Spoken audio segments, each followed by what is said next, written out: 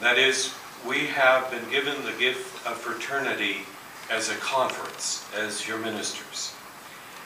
We really don't fight. We haven't for years. At some point, we got to the point of learning how to graciously make room for one another. And it has been a delight.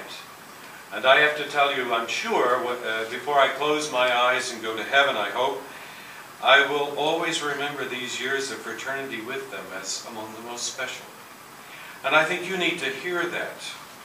Because, after all, we're called to be brothers to one another. And I can tell you that that gift lives among us. We may not be the greatest leaders that the world has ever known, but I know one thing, we have learned the gift of brotherhood by working together, having fun together. And that's worth everything to me.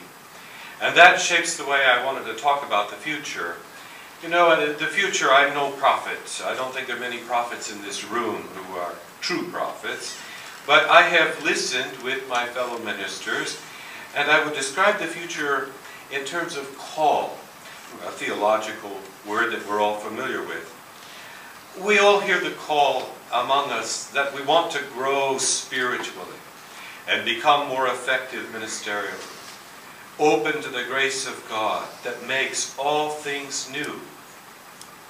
I believe we all believe that we need to be made new in God's gracious way. And it seems to me there are two areas that we need to focus on in being renewed.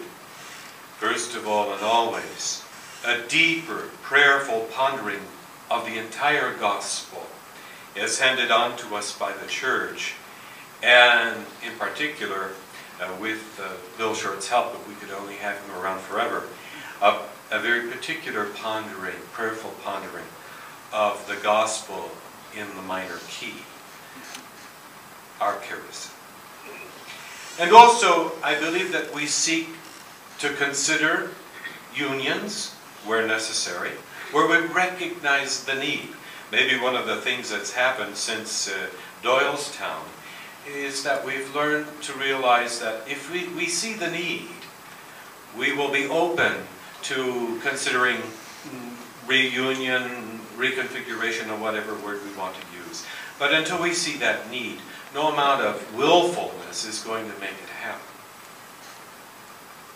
We also, I think, here perceive among us the call to evangelize and re-evangelize in our times, especially via the internet.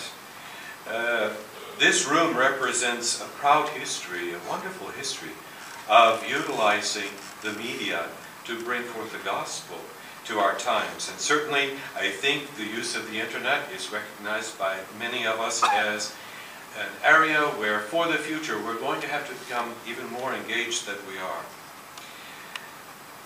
I think there's also a recognition among us that we are going to be called to embrace hard times ahead. I think none but a fool would think that the United States of America and Europe are somehow going to avoid the crunch that's coming. And that's going to affect, of course, the people among whom we live and to whom we minister. And we're going to be affected by that, as we should be. And I think the call to us is to embrace that coming future with serenity and with a sense of deep trust in God. I think we're going to, at least I hear this call among us, we're going to have to more effectively address what our conventual Franciscan charism means in the diocesan church in which we live and move and have our being, huh? For good or for ill. It continues, I think, at least from the perspective of a provincial, I see how it wears on us and wears us out sometimes. It also can be a great blessing, of course, but we don't find there, and I think in the reality as it is, the room and the space for us to live as I think we're called to live. We're going to have to continue to work on that together.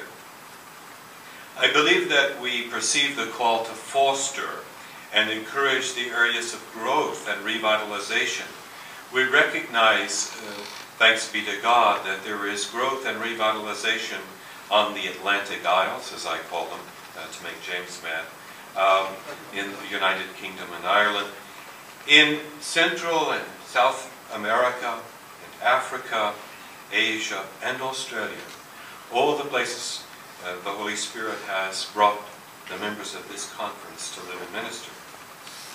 And finally, and this I truly believe is a call, whether we're enthusiastic about it or not, that affects our future. That is the call to truly engage ourselves with the entire order in deepening our living of our charism, with the willingness to propose structural changes even in our life where situations and needs require. The whole project of the study and the revision of the constitutions. This can be something that merely happens to us as, distant onlookers, or it can be something that we embrace and help to shape. And I hope and pray that we will take up this task. As difficult as it is, it will affect our future very much, I believe. And now I invite Patrick to comment, give us benediction.